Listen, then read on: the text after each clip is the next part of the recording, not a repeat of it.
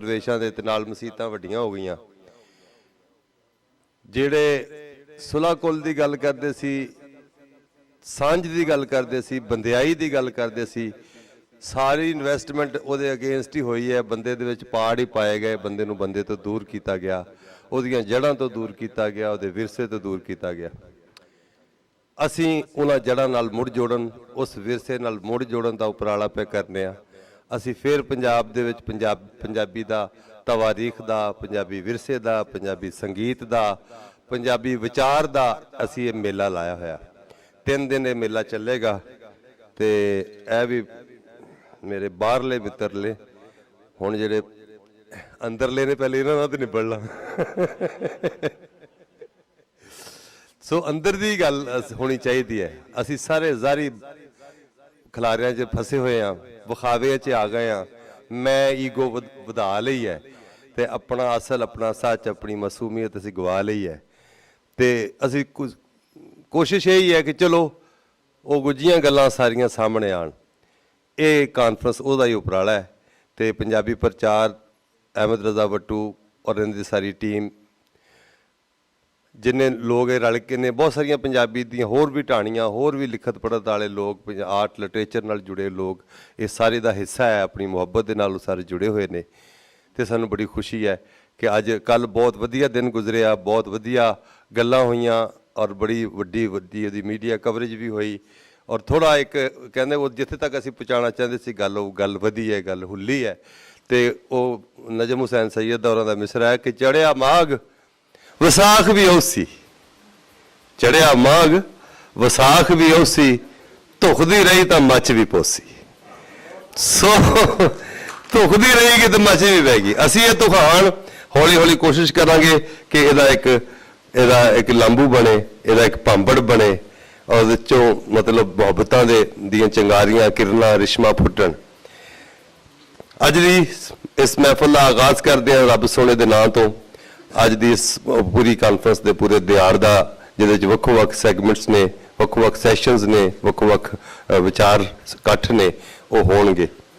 ਸ਼ੁਰੂ ਦੇ ਵਿੱਚ ਅਸੀਂ ਇੱਕ ਮਾਣ, ਇੱਕ ਸਨਮਾਨ ਜਿਹੜਾ ਹੈ ਉਹ ਆਪਣੀ ਇੱਕ ਮਹਾਨ ਹਸਤੀ, ਜਿਨ੍ਹਾਂ ਦਾ ਪੰਜਾਬੀ ਔਰ ਖ਼ਾਸ ਤੌਰ 'ਤੇ ਚਨਾਹ ਦੀ ਕੱਢੀ ਤੇ ਜਿਨ੍ਹਾਂ ਨੇ ਪੰਜਾਬ ਔਰ ਪੰਜਾਬੀਅਤ ਦਾ ਮੇਲਾ ਲਾਇਆ, ਤਵਾਰੀਖ ਦੇ ਨਾਲ ਜੁੜਤ ਦਾ ਮੇਲਾ ਲਾਇਆ, ਉਹ ਥਾਂ ਚੇਲਿਆਂ ਵਾਲੀ ਜਿੱਥੇ ਮਤਲਬ ਪੰਜਾਬੀਆਂ ਨੇ, ਜਿੱਥੇ ਕੱਕਿਆਂ ਨੇ ਜੰਗ ਹਾਰੀ ਸੀ ਔਰ ਪੰਜਾਬੀਆਂ ਨੇ ਜੰਗ ਜਿੱਤੀ ਸੀ, ਉਸ ਜੰਗ ਦੀ ਸਾਰੀ ਕਥਾ ਉਸ ਧਰਤੀ, ਉਸ ਜੂਹ ਨਾਲ ਜੁੜੇ, ਉੱਥੋਂ ਦੀ ਤਵਾਰੀਖ ਦੇ ਨਾਲ ਜੁੜੇ ਪੰਜਾਬੀ ਦੇ ਬਹੁਤ ਵਧੀਆ ਸੂਝਵਾਨ ਨੇ, ਬਹੁਤ ਵਧੀਆ ਸ਼ਾਇਰ ਨੇ, ਬਹੁਤ ਸਾਰੀਆਂ ਕਿਤਾਬਾਂ ਨੇ ਉਹਨਾਂ ਦੀਆਂ। ਖਾਸ ਤੌਰ 'ਤੇ ਜਿਹੜੀ ਰੀਸੈਂਟ ਕਿਤਾਬ ਆਈ ਹੈ ਸੋਚਾਂ ਹੱਥ ਮੁਹਾਰ, ਉਹ ਪਿੱਛੋਂ ਜੇ ਅਸੀਂ ਜਿਹੜੇ ਚੇਲੇ ਵਾਲੇ ਗਏ ਤਾਂ ਉਹ ਬੜੇ ਬਿਮਾਰ ਸਨ ਤੇ ਮੈਂ ਹੈਰਾਨ ਹੋ ਗਿਆ ਕਿ ਉਹ ਬਿਲਕੁਲ ਇੰਜ ਖਿੜੇ, ਇੰਜ ਜ਼ਾਰਾ ਕਰਨੈਲ ਨੇ, ਪੁਰਾਣੇ ਫੌਜੀ ਨੇ। ਤੇ ਮੈਨੂੰ ਸਈਦਾ ਦੀਪ ਜੀ ਕਹਿੰਦੇ ਨੇ ਫੌਜੀ ਛੇਤੀ ਕਿਤੇ ਬਿਮਾਰ ਨਹੀਂ ਹੁੰਦੇ।